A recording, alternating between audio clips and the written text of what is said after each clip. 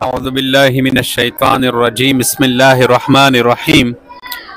ये दो हदीसें हैं दुआ के मुताल्लिक़ है। किस चीज़ के मुताल्लिक़ है? पीछे अभी हमने 3 हदीसें पढ़ी थी दुआ के मुताल्लिक़, समझ आ रही? आज भी ये 2 हदीसें हैं दुआ के मुताल्लिक़। सबसे पहले हदीस ये है कि नबी करीम सल्लल्लाहु अलैहि वसल्लम ने इरशाद फरमाया कि तुम अपने लिए बद्दुआ न करो। क्या फरमाया?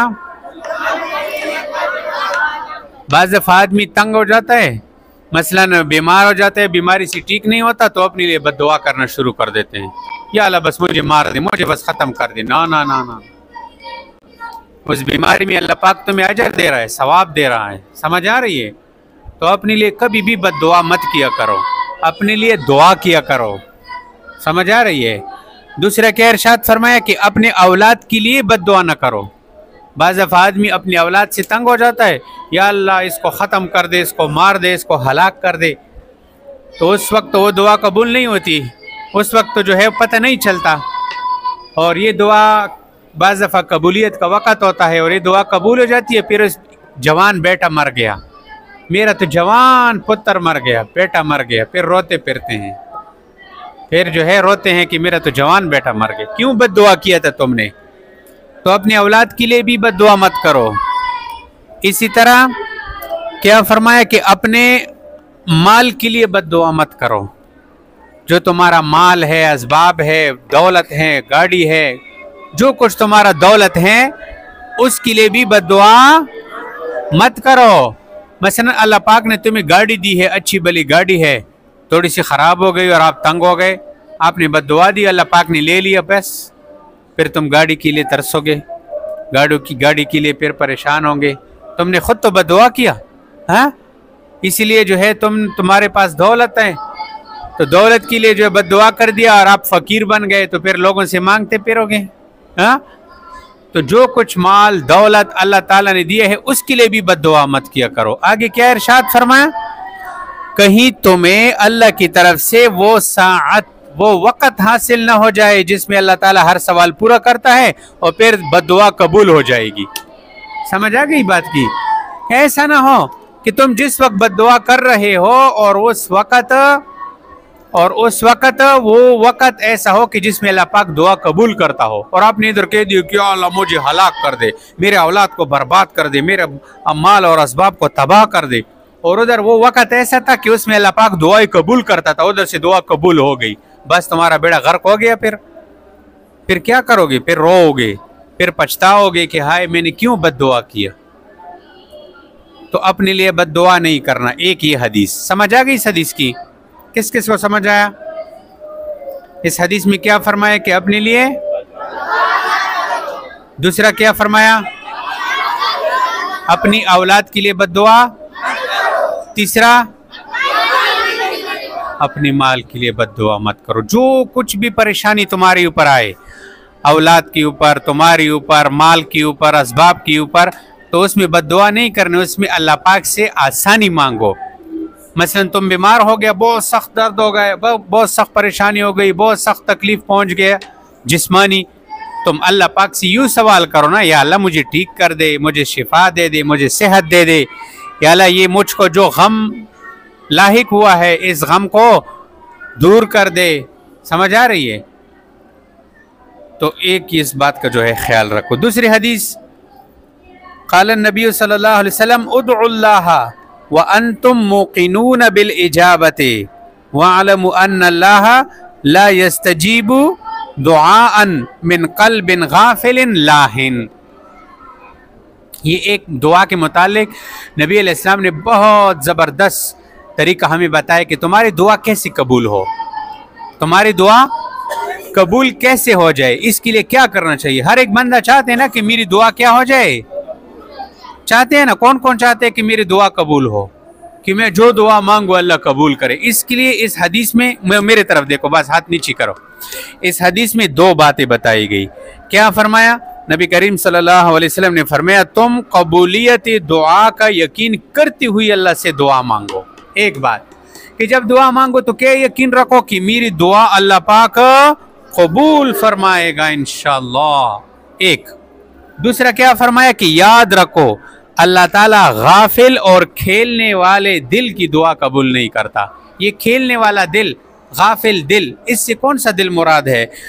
यानी उस शख्स की दुआ कबूल नहीं होती जिसका दिल दुआ के वक़्त, दुआ मांगते वक़्त गाफिल हो और गैरुल्लाह में मशगूल हो।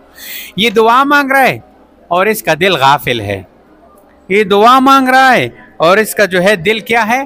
गाफिल है। दुआ मांग रहे, कभी पंखों को देख रहे, कभी लाइटों को देख रहे, कभी आगे देख रहे, कभी पीछे देख रहे, दुआ भी मांग रहे हैं और इधर उधर बच्चों के साथ बातें भी करते हैं और गैरुल्लाह की तरफ जो है दिल मुतवज्जे है। ऐसे दिल की दुआ अल्लाह पाक, आप मेरी तरफ देखो, आप दुनिया की किसी बड़े आदमी के पास जाओ, हैं, बड़े आदमी के पास, ईसी है, डीसी है, या कोई एमपीए है, एमएनए साहब है, हाँ, आप उसके पास जाओ, आप उसके पास किसी चीज़ के मांगने के लिए जब जाते हैं, आप उसके सामने बातें करते हो कि मेरे लिए इस चीज़ की, उस चीज़ की ज़रूरत है, आप मेरे लिए मंजूरी दे दो।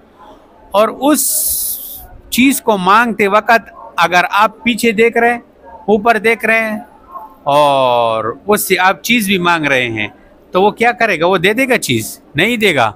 वो कहेगा कि तुम मेरे साथ बातें करने के लिए आया हुआ है और इधर उधर देखता है और मुझसे चीज़ मांगता। हम ऐसे नहीं करते, हम बिल्कुल उसके सामने ठहर खड़े हो जाते हैं और उसकी तारीफ़ भी करते हैं कि आप तो बड़े मालदार है, आप तो बड़े सखी है, आप तो ऐसा है, वैसा है, डबल पैसा है। फिर उसकी तारीफ़ करने के बाद उससे वो चीज़ आप मांगते हैं कि यार मेरे लिए इस चीज़ की ज़रूरत है, हमारी मस्जिद के लिए इस चीज़ की ज़रूरत है, हमारे लिए गली पकाओ, हमारे लिए जो है इस चीज़ का बंदोबस्त करो, सोलर लाइट लगाओ। हाँ, तो इसी तरह आप अल्लाह पाक से जन्नत मांग रहे कि या अल्लाह मुझे जन्नत दे दे, मुझे जहन्नम से बचा दे, और या अल्लाह मेरे लिए मेरी मग़फ़िरत फरमा दे, मुझे ये दे दे, वो दे दे, और मांगते वक़्त आप उधर उधर देखते हैं। तो अल्लाह पाक फिर तो देख रहे हैं ना कि ये दुआ मुझसे मांग रहे हैं और इसका दिल गाफिल है, किसी और चीज़ की तरफ मुतवज्जे है। दुआ मांग रहे हैं और इधर उधर देख रहा है। ऐसे लोगों की फिर दुआ कबूल नहीं होती। तो इस हदीस में हमें दो बातें मिल गई। कितनी बातें? कि दुआ मांगते वक़्त एक क्या करना है? अल्लाह की ज़ात पर यकीन करना है कि ज़रूर मेरी दुआ अल्लाह पाक। दूसरा क्या करना है कि गफलत की हालत में दुआ नहीं मांगना है। गाफिल दिल, तवज्जो आपकी नहीं है और आप दुआ मांग रहे, ऐसा ना। तवज्जो से, ध्यान से, पूरे हाथ उठाएं अल्लाह पाक के सामने और आंखें बंद करें, सर नीचे करें और खूब या अल्लाह तू तो खालिक है, या अल्लाह तू मालिक है, या अल्लाह तू राज़िक है, या अल्लाह तूने आसमान को पैदा किया, ज़मीन को पैदा किया, या अल्लाह तू दिन को लाता है, रात को लाता है, या अल्लाह तू सुबह के वक़्त सूरज निकालता है, रात के वक़्त चाँद निकालता है, या अल्लाह तू तो आसमान बारिश बरसाते बादलों से, हाँ, या अल्लाह तू तो ज़मीन से फल निकालते, गले निकालते, या अल्लाह तुझ जैसा तो कोई है नहीं, या अल्लाह तू तो बहुत बड़ा ज़ात है। अल्लाह पाक की ऐसी तारीफ़ करो, या अल्लाह मैं तो बहुत आजिज़ बंदा हूँ, बड़ा कमज़ोर बंदा हूँ, या अल्लाह मेरे लिए मैं तो बड़ा फ़कीर बंदा हूँ, मेरे साथ तो या अल्लाह कुछ नहीं है, या अल्लाह मैं तुझसे मांगने के लिए आया हूँ, तेरे घर में आया हूँ तुझसे मांगने के लिए, या अल्लाह या मसले पे बैठा हूँ तुझसे मांग रहा हूँ, मेरे पास कुछ भी नहीं है, मैं तो फ़कीर हूँ, या अल्लाह मुझे आप दे दे, या अल्लाह मेरी मग़फ़िरत कर दे, या अल्लाह मेरे वालिदैन की मग़फ़िरत कर दे, या अल्लाह मुझे जन्नत दे दे, ठीक है, या अल्लाह मेरा घर नहीं है, मुझे अपना घर दे दे, या अल्लाह मेरी सवारी नहीं है, मुझे अब सवारी दे दे। खूब अल्लाह पाक की तरफ मुतवज्जे हो और ये यकीन हो दिल में कि अल्लाह पाक इस वक्त मेरी दुआ सुन रहा है, कबूल कर रहा है, और यकीन हो। ऐसे नहीं है कि आप दुआ मांग रहे, कभी इधर देखता है, कभी उधर देखता है, और दिल कहीं और है, आंखें कहीं और है। तो अल्लाह पाक ऐसे दिल की, ऐसे आदमी की दुआ कबूल नहीं कर।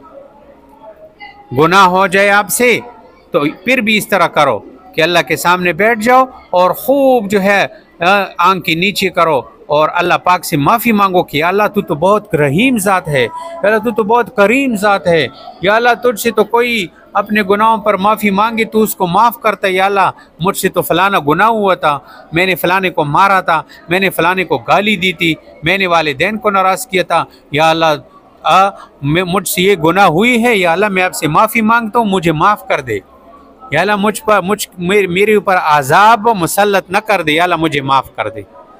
अब तुम जब इस तरह अल्लाह पाक से दुआएं मांगोगे ना, ओ हो, फिर अल्लाह पाक इतना खुश होगा कि ऐसे देगा ठक ठक।